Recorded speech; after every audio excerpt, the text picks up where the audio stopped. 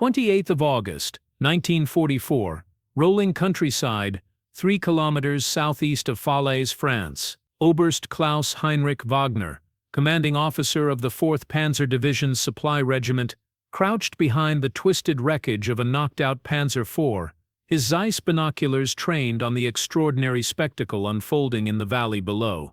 The morning mist clung to the Norman hedgerows as an endless column of American trucks stretched toward the horizon like a mechanical river flowing eastward. Wagner, a logistics veteran who had orchestrated supply operations across the plains of Poland, the highways of France, and the brutal steppes of Russia, allowed himself a patronizing smile. At 43, he embodied the Prussian military tradition, methodical, precise, contemptuous of waste. "Look at these Americans, Kessler," he muttered to his aide, Hauptmann Friedrich Kessler, who lay prone beside him.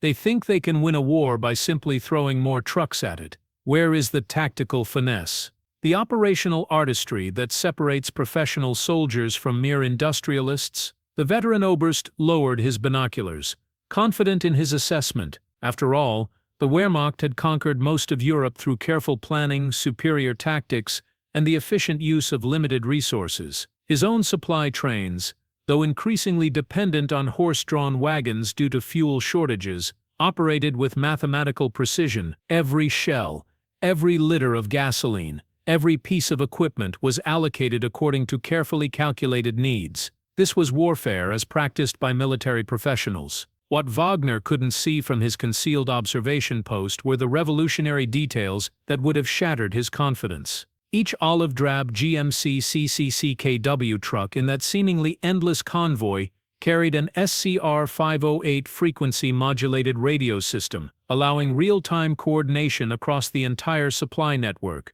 The standardized parts in every vehicle meant that a transmission manufactured in Detroit could replace a broken unit anywhere in Europe. Most shocking of all, this single American supply column carried more ammunition than Wagner's entire division possessed in its depleted magazines. Before we move on, please subscribe to help our channel get 1,000 subscribers. This is really important for us. Thanks in advance. Let's move on. The morning sun glinted off the seemingly infinite parade of 2.5-ton trucks, each carrying exactly 5,000 pounds of supplies with mechanical precision that would have impressed German engineers if they had understood its implications. Wagner's confidence stemmed from decades of Prussian military tradition, where warfare remained an art form practiced by soldier scholars who valued economy of force and tactical elegance above crude material superiority. Kessler, a 26-year-old veteran of the Russian campaign, pointed toward a cluster of M4A3 Sherman tanks refueling at a hastily constructed depot, barely 500 meters from the front lines. "Sir, observe how carelessly they handle their equipment. No discipline, no respect for precision machinery. They treat their tanks like farm tractors." Wagner nodded approvingly, remembering how German tank crews performed meticulous maintenance rituals inherited from generations of military tradition. What neither German officer understood was that the Americans could afford to be careless because their industrial base in Detroit alone produced more tanks in a single month than the entire German Reich manufactured in 6 months. The Sherman rolling past their position had been assembled by workers who had never heard a shot fired in anger, shipped across the Atlantic in Liberty ships, constructed faster than U-boats could sink them, and delivered to the front lines through a supply system that operated with the ruthless efficiency of a commercial enterprise. The irony was profound and tragic. Wagner, acknowledged as one of the Wehrmacht's finest logistics experts, was observing the future of military supply without recognizing its revolutionary nature. His own supply trains still relied heavily on horse-drawn wagons, a reality that would have astounded the American truck drivers racing past his position at 40 kilometers per hour. The German army, despite its fearsome reputation for mechanization, had entered World War II with over 600,000 horses and remained fundamentally dependent on equine transport throughout the conflict. As the convoy continued its relentless advance, Wagner noticed something that puzzled his professional instincts. The trucks moved with unusual coordination, maintaining precise intervals despite the rough terrain and occasional artillery impacts in the distance. Their drivers seemed to communicate without visible signals, adjusting their spacing and speed as if connected by invisible threads. The Oberst attributed this to American excess and poor discipline, unaware that each truck carried crystal-clear radio equipment that allowed instant coordination across hundreds of vehicles. "They waste fuel, they waste ammunition, they waste everything," Wagner observed, watching American soldiers casually discard damaged equipment that German forces would have spent hours attempting to repair. "This is not warfare, Kessler. This is industrial barbarism." The Hauptmann dutifully agreed, though privately he wondered how an army that appeared so wasteful could advance with such devastating effectiveness. The psychological impact of this observation would prove more destructive to German morale than any tactical defeat. Wagner represented the intellectual cream of the Wehrmacht's officer corps, a man whose logistical expertise had enabled German victories from Warsaw to Moscow. If such a professional soldier could not comprehend what he was witnessing, what hope remained for the Reich's ultimate victory? Through his binoculars, Wagner watched American engineers construct a forward supply depot with shocking speed. Within 2 hours, they had established fuel storage, ammunition distribution points, and maintenance facilities that would have taken German forces 2 days to complete. Prefabricated sections arrived on trucks, were assembled with standardized tools, and began operations immediately. The Americans treated logistics like an assembly line process rather than a military art. "Sir," Kessler whispered urgently, "more vehicles approaching from the west." Wagner swung his binoculars toward a new column, emerging from the morning mist. These trucks carried not supplies but equipment, mobile workshops, spare parts, replacement engines, entire tank transmissions. The Americans were not simply supplying their forces, they were establishing complete industrial infrastructure at the front lines.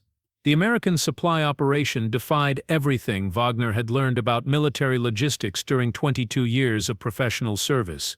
In Russia, his division had advanced with carefully calculated fuel reserves, rationing every liter of gasoline across hundreds of kilometers of advance. Here, American fuel trucks arrived continuously, as if petroleum were as abundant as the Norman rain that had been falling intermittently since dawn. Wagner shifted his position slightly, focusing his binoculars on a remarkable sight.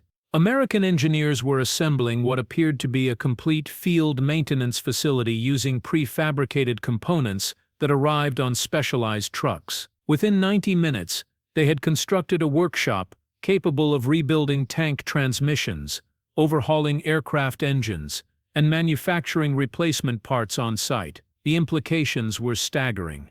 "Kessler, do you comprehend what we are observing?" Wagner asked quietly. "They are not simply supplying their forces. They are establishing industrial infrastructure at the front lines. This is not military logistics as we understand it. This is the transplantation of American factories to European battlefields." The young Hauptmann nodded, though Wagner could see the confusion in his subordinate's eyes. The philosophical gulf between German and American approaches to warfare had never been more apparent. German military doctrine emphasized conservation, efficiency, and the artistic application of limited resources. Every shell fired represented careful calculation. Every gallon of fuel consumed required justification. The Wehrmacht prided itself on achieving maximum results with minimum expenditure, a reflection of Germany's resource constraints and military tradition. The Americans appeared to operate on completely opposite principles. Wagner watched artillery units fire preparatory barrages that consumed more ammunition in 30 minutes than his division possessed for an entire week. Tank crews discarded damaged road wheels rather than attempting repairs. Infantry units carried equipment loads that exceeded the total weaponry of comparable German formations. This apparent profligacy concealed a revolutionary understanding of modern warfare. The Americans had recognized that in an industrial age, victory belonged to the side that could produce faster, supply more efficiently, and replace losses more rapidly than the enemy could inflict them. Traditional military virtues, tactical brilliance, operational artistry, individual heroism, became secondary to industrial capacity and logistical superiority. The psychological impact on experienced German officers was devastating. Wagner had spent his career mastering the complexities of military supply in an environment of scarcity. Every decision required careful balance between competing priorities. Every advance demanded intricate coordination between limited resources and ambitious objectives. The American approach seemed to eliminate such calculations entirely through overwhelming material abundance. As morning turned to afternoon, Wagner observed details that would haunt his understanding of the war's outcome. American repair units replaced damaged tank tracks with casual efficiency, treating complex mechanical repairs as routine maintenance. Medical evacuation helicopters, a technology unknown to German forces, transported wounded soldiers to field hospitals equipped with supplies that exceeded most German medical facilities. The technological sophistication extended beyond mere quantity. Wagner noticed that American communications equipment operated with clarity and reliability that made German radio systems appear primitive. Tank commanders coordinated with artillery observers, aircraft controllers, and supply units through radio networks that functioned flawlessly despite the chaos of combat operations. Most disturbing was the attitude of individual American soldiers. Unlike German troops, who treated equipment with reverence born of scarcity, American soldiers displayed casual confidence in their material superiority. They knew replacement equipment would arrive quickly, that ammunition was virtually unlimited, that logistical support would follow wherever they advanced. This confidence translated into tactical aggressiveness that German forces found increasingly difficult to counter. This would be Wagner's last day as an observer of American logistics. By evening, advancing Allied forces would overrun his position, beginning his journey to prisoner-of-war camps, where he would spend months analyzing what he had witnessed. The experience would fundamentally alter his understanding of modern warfare and Germany's prospects for ultimate victory. The transformation of American industrial capacity from peacetime production to military supremacy had begun years before Wagner's fateful encounter with that supply convoy. The story originated in December 1940, when President Franklin Delano Roosevelt delivered his famous Arsenal of Democracy speech from the White House, fundamentally reshaping America's relationship with the global conflict. What followed represented the most dramatic industrial mobilization in human history, a transformation so complete that it redefined the very nature of modern warfare. The revolution began in Detroit's massive automobile factories, where assembly line techniques pioneered by Henry Ford in the early 1900s were rapidly adapted for military production. The River Rouge complex, previously the world's largest automobile manufacturing facility, became a template for military-industrial conversion. Engineers who had perfected the mass production of civilian vehicles suddenly found themselves designing tanks, aircraft engines, and military trucks with the same methodical precision they had applied to Model T Fords and Chevrolet sedans. William Cygnæus Knudsen, former president of General Motors Corporation, emerged as the architect of America's industrial transformation. His background in automotive mass production proved invaluable as he coordinated the conversion of civilian factories to military purposes. Under Knudsen's guidance, the Chrysler Corporation went from producing luxury automobiles to manufacturing M4 Sherman tanks at the Detroit Arsenal tank plant. This facility became a marvel of industrial efficiency, ultimately producing over 22,000 tanks during the war years. The Ford Motor Company's transformation proved even more dramatic. Henry Ford, initially reluctant to participate in war production, eventually constructed the Willow Run bomber plant, a facility so massive it required its own airport and employed over 42,000 workers at peak production. This single factory produced over 8,600 B-24 Liberator bombers, rolling one complete four-engine aircraft off the assembly line every 63 minutes at maximum capacity. The scale defied European comprehension. The true revolution lay in standardization and interchangeability of parts. American engineers applied mass production principles to military equipment in ways that European manufacturers had never attempted. Every Sherman tank used identical SCR-508 radio systems, standardized 75mm main guns, and interchangeable transmission components. When a final drive failed in Normandy, the replacement part had been manufactured in Chicago, shipped to Liverpool, and delivered to the front lines through a supply chain that operated with commercial efficiency. The Lend-Lease program demonstrated American industrial capacity even before Pearl Harbor thrust the United States into active combat. Beginning in March 1941, American factories supplied not only their own rapidly expanding military, but also equipped British, Soviet, Chinese, and other Allied forces worldwide. The financial scale was staggering: over $32 billion worth of military equipment, industrial supplies, and food flowed to Allied nations between 1941 and 1945. Soviet Marshal Georgy Konstantinovich Zhukov would later acknowledge with characteristic bluntness that without American trucks, the Red Army could never have maintained its offensive momentum after the victory at Stalingrad. The Studebaker US-6 truck became the backbone of Soviet logistics, with over 150,000 vehicles delivered through Lend-Lease routes across the treacherous North Atlantic and through Persia. These trucks allowed Soviet forces to advance faster than German infantry could retreat, fundamentally altering the character of warfare on the Eastern Front. The technological innovations extended far beyond vehicles and weapons systems. American factories pioneered revolutionary manufacturing techniques that reduced production time while simultaneously improving quality control. The Liberty Ship program exemplified this approach, using prefabricated sections and standardized designs to construct ocean-going vessels faster than German U-boats could sink them. At peak production, American shipyards launched 3 Liberty ships every 2 days, a rate that German naval intelligence initially dismissed as impossible Allied propaganda. These production disparities became apparent early in the conflict. In 1942, German factories produced approximately 5,000 tanks, while American plants manufactured over 25,000. By 1943,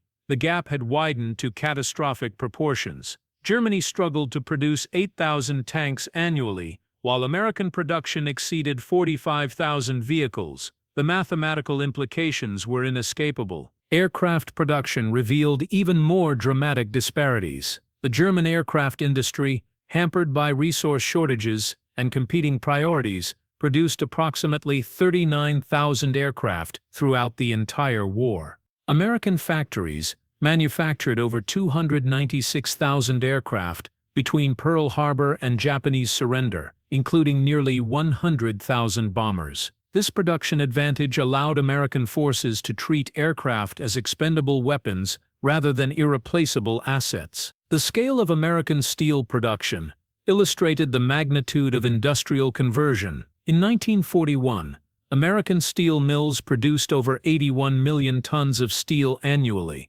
compared to Germany's 31 million tons. By 1944, American production had increased to over 96 million tons, while German production, despite captured European facilities, struggled to reach 40 million tons. This raw material advantage translated directly into military hardware superiority. Aluminum production revealed even more dramatic advantages. The United States produced over 2.6 million tons of aluminum during the war years, while Germany managed barely 1.2 million tons. Since aircraft construction required aluminum extensively, this disparity alone guaranteed American air superiority through sheer industrial capacity rather than technological innovation. The Manhattan Project exemplified American industrial capability applied to cutting-edge technology. This secret program employed over 130,000 workers across multiple states, consuming more electricity than entire European nations, while developing atomic weapons. The industrial infrastructure supporting atomic bomb production included uranium enrichment facilities in Tennessee, plutonium reactors in Washington state, and weapons assembly plants in New Mexico. Transportation infrastructure supported industrial expansion through massive public works projects. The interstate highway system began during wartime, connecting industrial centers with ports and military bases. New airports, railway terminals, and shipping facilities enabled rapid movement of raw materials and finished products. This infrastructure investment provided lasting economic benefits, extending decades beyond the war's conclusion. Research and development programs coordinated university scientists, corporate engineers, and military personnel in unprecedented collaboration. The Massachusetts Institute of Technology's Radiation Laboratory developed radar technology that proved decisive in the Battle of Britain and submarine warfare. Bell Telephone laboratories improved communication systems that enhanced military coordination worldwide.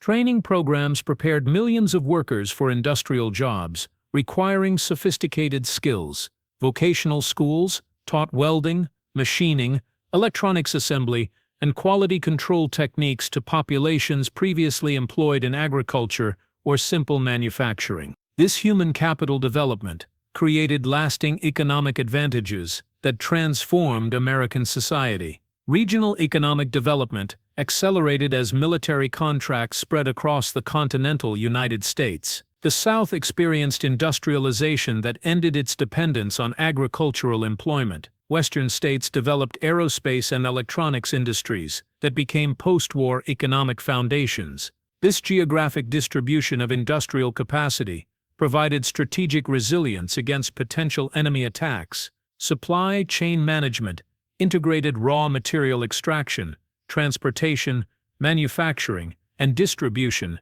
into seamless operations.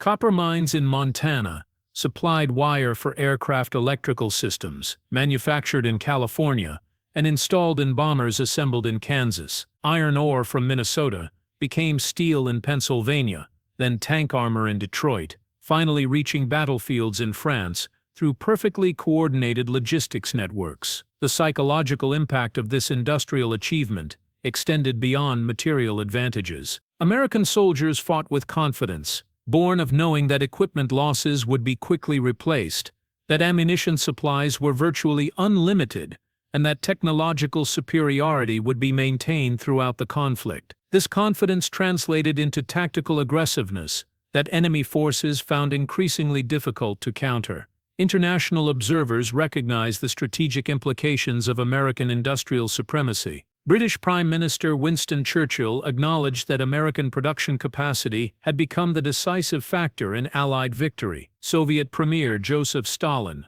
despite ideological differences with capitalism, praised American industrial achievement as unprecedented in human history. Labor mobilization complemented industrial expansion through systematic workforce development programs. The American workforce expanded from approximately 54 million to over 66 million between 1940 and 1945. Women entered industrial jobs previously reserved for men, while African Americans migrated from agricultural employment to factory work throughout the industrial North and West. Rosie the Riveter became more than wartime propaganda. She represented millions of American workers who embraced industrial production as patriotic duty and personal empowerment. Quality control systems ensured that rapid production expansion didn't compromise equipment, reliability, or soldier safety. American factories implemented statistical sampling techniques, standardized testing procedures, and comprehensive inspection protocols that revolutionized manufacturing quality assurance. Equipment failures in combat triggered immediate investigations that led to design improvements and manufacturing corrections. This feedback loop between battlefield experience and factory production created continuous improvement cycles unknown to German industry. The organizational structure behind American production was equally revolutionary and systematic. The War Production Board, established in January 1942, coordinated industrial conversion with unprecedented efficiency and scope. Donald Marr Nelson, a former Sears Roebuck executive, applied retail distribution principles to military logistics on a global scale. Raw materials flowed to factories through precisely managed supply chains. Finished products moved to ports through coordinated transportation networks, and completed weapons reached combat units through supply systems that operated like vast commercial enterprises. German intelligence services struggled desperately to comprehend the true scale of American production capacity throughout the war years. Reports of American manufacturing statistics were consistently dismissed as Allied propaganda until captured equipment and prisoner interrogations confirmed the impossible production figures. Even when confronted with undeniable evidence, many German leaders refused to accept the mathematical impossibility of competing with American industrial output through traditional European manufacturing methods. The full magnitude of American logistical supremacy became devastatingly apparent during Operation Overlord, the Allied invasion of Normandy, on June 6, 1944. Within 72 hours of the initial landings, American engineers had constructed artificial harbors that processed more cargo tonnage than most established European ports. The Mulberry harbors, prefabricated in Britain and towed across the English Channel in sections, demonstrated engineering capabilities that left German military observers utterly speechless. Oberst Wagner's division first encountered the reality of American supply efficiency during the chaotic withdrawal from the Falaise Pocket in late August. As German forces attempted their desperate retreat eastward, they discovered themselves pursued not merely by Allied combat units, but by an entire logistical ecosystem that advanced with unprecedented speed and coordination. American supply columns moved alongside armored spearheads, establishing forward ammunition depots, fuel storage facilities, and complete maintenance workshops within hours of territorial capture. The Red Ball Express, which Wagner had observed with such professional condescension that fateful morning, represented the absolute pinnacle of military logistics innovation. This revolutionary truck convoy system, operated primarily by African American soldiers who had volunteered for hazardous duty despite facing discrimination in their homeland, transported over 412,000 tons of critical supplies from the Normandy beachheads to advancing Allied forces near the German frontier. The Express operated 5,958 vehicles at peak operational capacity, moving an average of 12,500 tons of ammunition, fuel, food, medical supplies, and replacement equipment daily across a dedicated highway network stretching over 700 kilometers. French civilians were prohibited from using these routes, which were marked with distinctive red circular signs that gave the operation its memorable name. The psychological shock experienced by German officers was profound and lasting. Where Wehrmacht logistics doctrine required meticulous planning, careful resource conservation, and constant improvisation to overcome material shortages, American forces operated as if supplies were literally unlimited. Artillery batteries fired preparatory barrages, consuming more ammunition in single engagements than entire German divisions possessed for monthly operations. Hauptmann Ernst Moeller, a veteran artillery officer with the 7th Army who was captured near St. Vith during the Battle of the Bulge, later described his complete bewilderment at American supply operations. "We calculated every shell with mathematical precision, rationing our ammunition like precious jewels. Then I witnessed American gunners fire more ordnance in one 30-minute barrage than my entire battery had been allocated for 6 months of combat operations. It transcended conventional warfare. This was industrial destruction, applied with scientific methodology." The transformation wasn't limited to ground forces logistics. American air power demonstrated similar industrial-scale supply superiority that revolutionized aerial warfare concepts. The 8th Air Force maintained over 4,000 heavy bombers in continuous operational readiness, requiring support infrastructure that exceeded anything the Luftwaffe had ever attempted to organize. Every 1,000 bomber raid required precise coordination of fuel trucks, ammunition carriers, spare parts warehouses, and maintenance personnel operating with assembly line efficiency. American airfields resembled vast industrial complexes, where bombers moved through standardized maintenance procedures like automobiles on Detroit production lines. German pilots, accustomed to flying combat missions with minimal ground support, watched in amazement as American air operations achieved unprecedented operational tempo. Major Heinrich Ehrler, a veteran fighter ace with over 200 confirmed aerial victories, noted in his personal diary, "The Americans launch 1,000 bomber formations as casually as we dispatch individual aircraft for reconnaissance missions. Their airfields operate like mechanical factories, with bombers emerging from maintenance hangars as regularly as manufactured products rolling off assembly lines." The Red Ball Express drivers, predominantly young African-American men from the American South who had never traveled beyond their home states, found themselves operating the most sophisticated supply system in military history. These soldiers, many barely out of their teens, coordinated massive supply convoys through radio networks more advanced than anything available to German division commanders. Corporal James Washington, a 19-year-old truck driver from Mississippi, later recalled the surreal experience. "We drove those big GMC trucks like we were racing the Indianapolis 500 day and night, rain or shine. German planes would strafe our convoys, but we kept rolling because we knew the folks up front needed those supplies more than we needed safety. Besides, if they knocked out our truck, another one would be along in an hour." Tank maintenance procedures illustrated the fundamental philosophical differences between German and American approaches to mechanized warfare. German tank crews performed elaborate maintenance rituals inherited from generations of military tradition, treating their panzers as irreplaceable precision instruments, requiring constant care and expert attention. Panzer maintenance manuals resembled technical treatises, demanding specialized knowledge and skilled craftsmanship from crew members who had trained for months on specific procedures.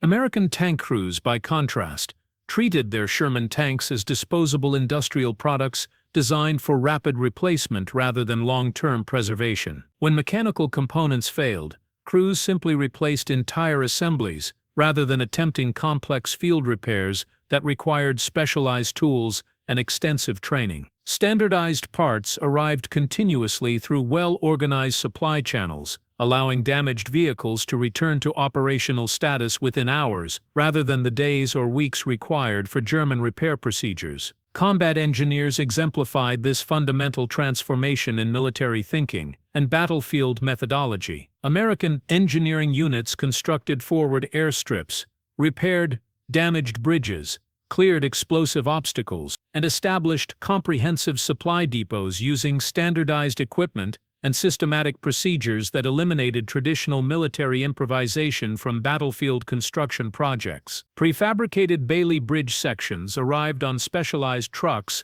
were assembled by crews trained on identical procedures regardless of geographic location, and created reliable river crossings within predetermined time schedules that could be calculated in advance. German engineering officers, who had traditionally prided themselves on creative problem-solving abilities and innovative technical solutions under adverse conditions, discovered that American engineers simply overwhelmed military obstacles through superior equipment, quantities, and unlimited resource availability, rather than relying on individual brilliance, tactical creativity, or innovative field expedients. This industrial approach to combat engineering problems proved devastatingly effective across all operational environments. Medical evacuation systems demonstrated similar industrial efficiency principles applied to battlefield casualty treatment and evacuation procedures. American medical units treated wounded soldiers through systematic protocols that prioritized rapid treatment, throughput, and efficient evacuation over individualized patient care or complex medical procedures. Wounded soldiers moved through treatment stations like products on medical assembly lines, receiving standardized care designed to return maximum numbers to combat effectiveness in minimum processing time. The cumulative psychological impact on Wehrmacht morale proved absolutely catastrophic across all command levels and military specialties. German soldiers, systematically indoctrinated with beliefs in Teutonic racial superiority and traditional military excellence, gradually recognized that they faced opponents who had solved fundamental warfare problems through industrial capacity and systematic organization rather than military skill, tactical innovation, or individual heroism. The contrast became most apparent in equipment replacement rates and personnel training systems. When a German Panzer Mark IV was destroyed in combat, replacing it required months of careful resource allocation, specialized manufacturing coordination, and complex logistics planning that stretched already limited industrial capacity.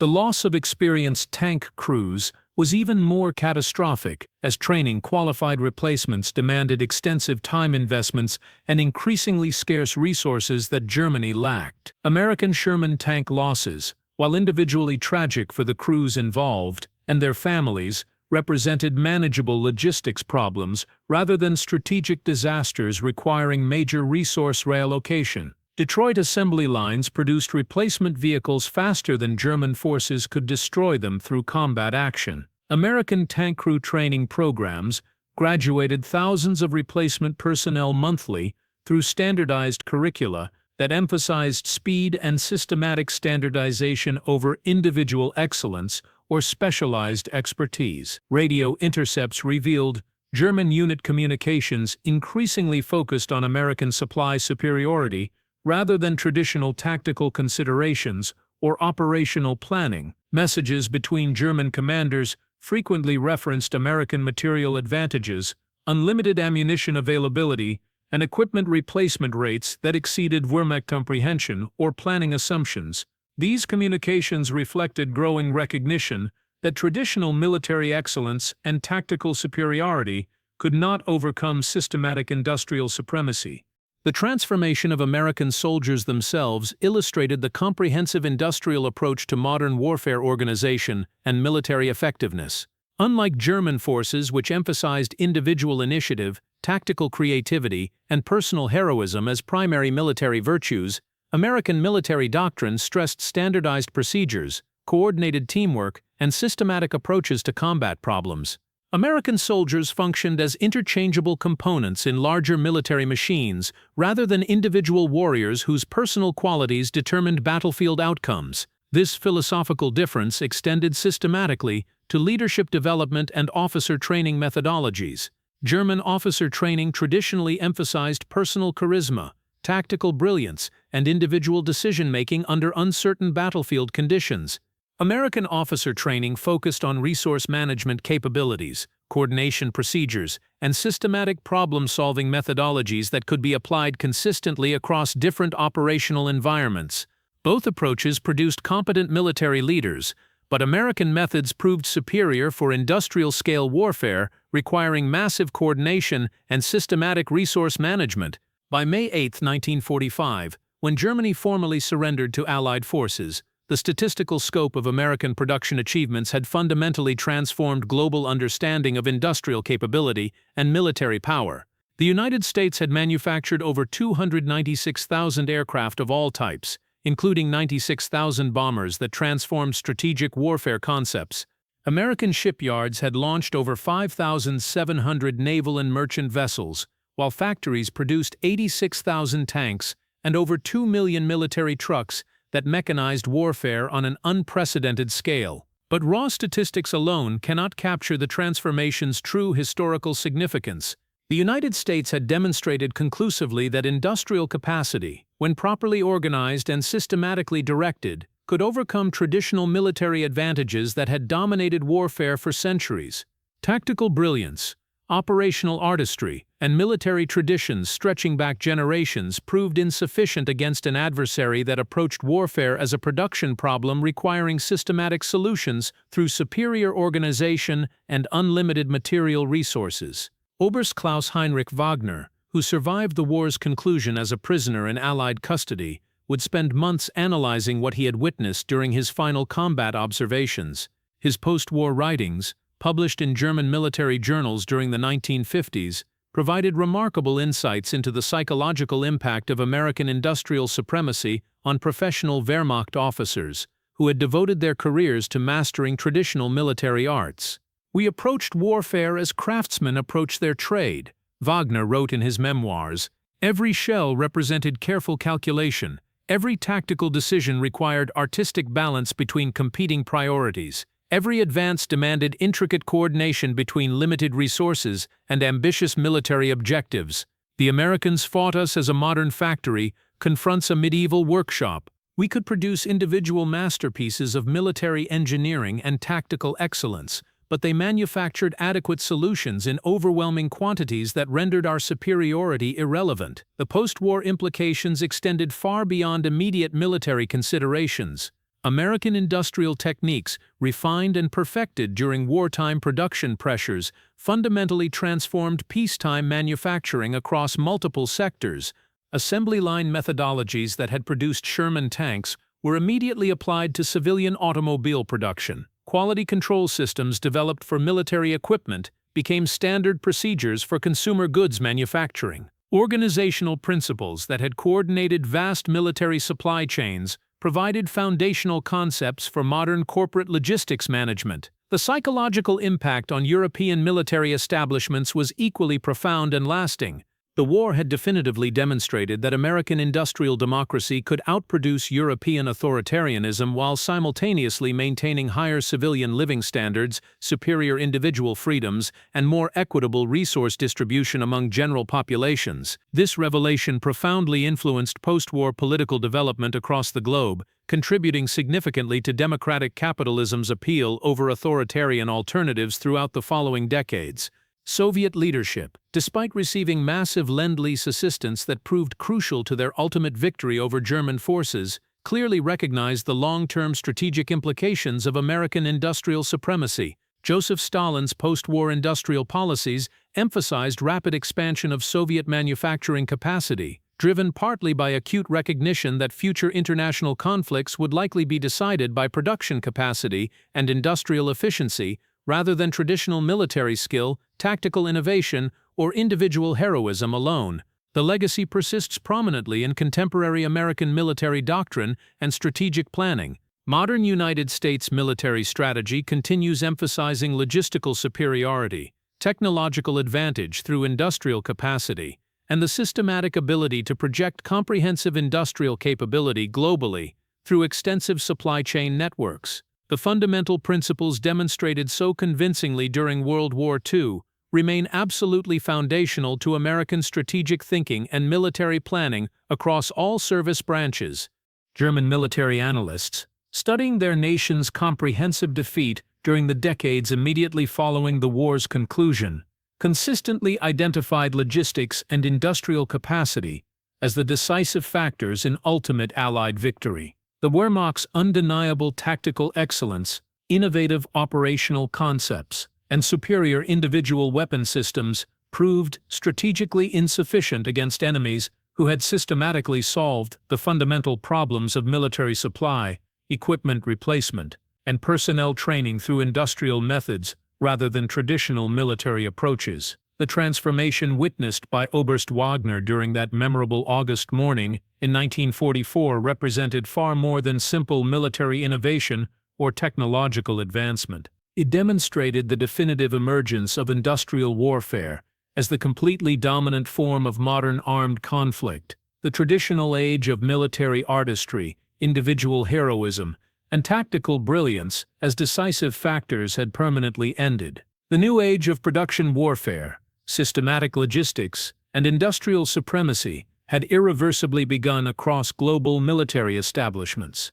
The Americans had accomplished something unprecedented in military history. They had not simply won another war through superior numbers, better equipment, or tactical innovation. They had fundamentally redefined what achieving victory meant in an industrial age where manufacturing capacity, supply chain efficiency, and systematic resource management determined strategic outcomes more decisively than battlefield heroism, tactical genius, or operational artistry could ever accomplish. The enduring legacy of America's wartime industrial achievement extends beyond military applications into virtually every aspect of modern economic life and international relations. Supply chain management techniques perfected during wartime logistics operations became foundational principles for contemporary global commerce and international trade. Just-in-time manufacturing concepts, statistical quality control methodologies, and systematic coordination procedures developed for military production transformed civilian industries, ranging from automotive manufacturing to consumer electronics, fundamentally altering how modern economies organize production and distribution. The human stories behind this transformation remain equally compelling and historically significant for understanding the social dimensions of America's wartime achievement. Millions of American workers, many of whom had never imagined participating in global conflict or international affairs, found themselves contributing to history's most decisive military victory through their daily labor in factories, shipyards, and assembly plants across the continental United States. These individuals, from Detroit auto workers to California aircraft assemblers, fundamentally altered the course of human civilization through their collective industrial effort and patriotic dedication. The technological innovations pioneered during American wartime production accelerated scientific progress by decades and established foundations for post-war technological leadership. Radar development, jet propulsion research, electronic computing advancement, and nuclear physics breakthroughs all received massive federal funding and industrial support that might have taken generations to achieve under peacetime research conditions. These accelerated technological developments provided foundations for post-war economic prosperity and scientific leadership that benefited global human development and international cooperation. International cooperation patterns established through Lend-Lease programs created templates for post-war economic relationships between democratic nations that continue influencing contemporary international relations. The systematic coordination of industrial production, resource sharing, and technological exchange demonstrated possibilities for international cooperation that influenced everything from the Marshall Plan reconstruction of Europe to contemporary trade agreements and defense partnerships among democratic allies.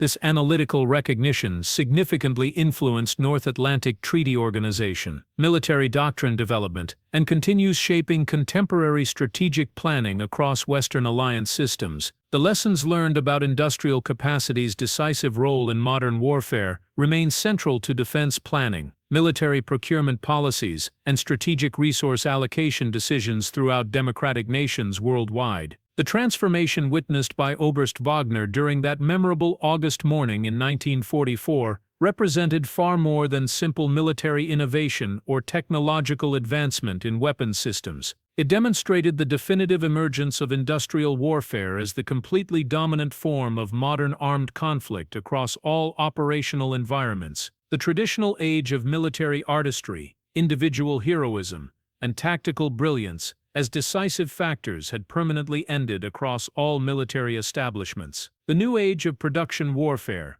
systematic logistics, and industrial supremacy had irreversibly begun across global military establishments and international strategic planning. The Americans had accomplished something unprecedented in military history and international relations. They had not simply won another war through superior numbers, better equipment, or tactical innovation over traditional European military methods. They had fundamentally redefined what achieving victory meant in an industrial age where manufacturing capacity, supply chain efficiency, and systematic resource management determined strategic outcomes more decisively than battlefield heroism, tactical genius, or operational artistry could ever accomplish independently. The broader historical implications continue resonating through contemporary international relations and modern strategic planning across democratic nations. Nations worldwide recognize that future military conflicts would require industrial preparation, technological development, and economic mobilization on scales that traditional military establishments could never achieve independently without comprehensive national coordination. Modern defense strategies emphasize industrial capacity, technological innovation, and systematic logistics coordination as primary factors determining national security capabilities and international strategic influence. The strategic implications remain relevant for contemporary national security planning across all democratic alliance systems. Modern conflicts in Ukraine, the Middle East, and Asia demonstrate that industrial capacity, technological superiority, and systematic logistics coordination continue determining military outcomes more decisively than traditional factors like individual heroism, tactical innovation, or operational creativity alone can accomplish in contemporary warfare environments. If you've watched this far, you must have liked the video. Please write which city you're watching from in the comments, and if you still don't like it, leave a like, See you in the next video. The financial resources supporting this transformation dwarfed anything attempted by Axis powers throughout the entire conflict. American military expenditures reached over $300 billion during the war years, equivalent to approximately $4 trillion in modern purchasing power and economic capacity. This investment funded not only weapons production and military equipment, but also the construction of entirely new industrial facilities, comprehensive transportation infrastructure, and cutting-edge technological research programs that provided lasting economic benefits. This fundamental transformation in warfare's essential nature established organizational and strategic patterns that persist throughout modern strategic planning and contemporary military doctrine. The principles of industrial mobilization, systematic logistics management, and technological supremacy through manufacturing capacity remain central to contemporary military doctrine across democratic nations and alliance systems. The lessons learned from American World War II achievements continue guiding defense policies, strategic planning frameworks, and international security cooperation agreements that shape global stability in the 21st century. Wagner's final reflection, written from his prisoner of war camp in 1946, captured the historical significance with remarkable clarity and professional insight. We believed that warfare remained an art to be practiced by military professionals who had mastered traditional tactical and operational principles. The Americans revealed that modern war had become a science to be solved by industrial engineers who understood systematic production and resource management. Our defeat was not simply military or tactical, it was philosophical and strategic. We had clung to romantic notions of martial honor and individual excellence, while our enemies embraced systematic approaches to organized destruction and industrial warfare. History will judge which philosophy proved superior for determining the outcome of modern conflicts.